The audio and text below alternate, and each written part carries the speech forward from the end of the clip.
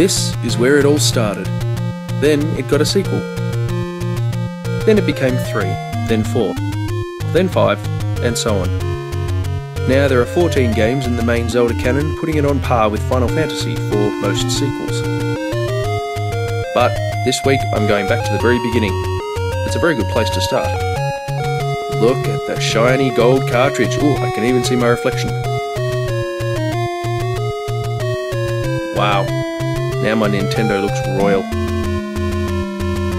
Many years ago, in the distant land of Hyrule, the Prince of Darkness, known as Ganon, stole the Triforce of Power. Princess Zelda possessed the Triforce of Wisdom. She divided it into 8 pieces and hid them from Ganon. But then she was captured. Reclaim the Triforce, Link, and save the princess. Or so says the game's intro. It's interesting that before the entire mythology of Hyrule was even invented, there were only 2 pieces of the Triforce, Power and Wisdom. The third piece, the Triforce of Courage, is what Link will be setting out to find in the sequel, but there's no mention of it at all in this game. So how does the game itself fare? Well, the controls aren't great.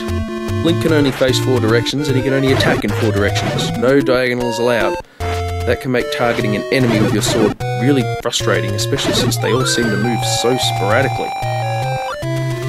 Unlike a lot of other Zelda games, this one is actually fairly non-linear. You can tackle the first few dungeons in whatever order you want, and Link pretty much has access to the whole world map from the start of the game.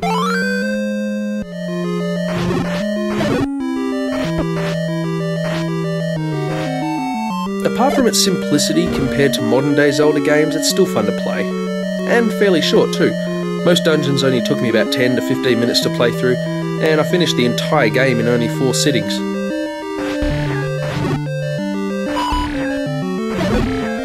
Look, The Legend of Zelda is definitely retro, but it's definitely still good fun. This one stands the test of time.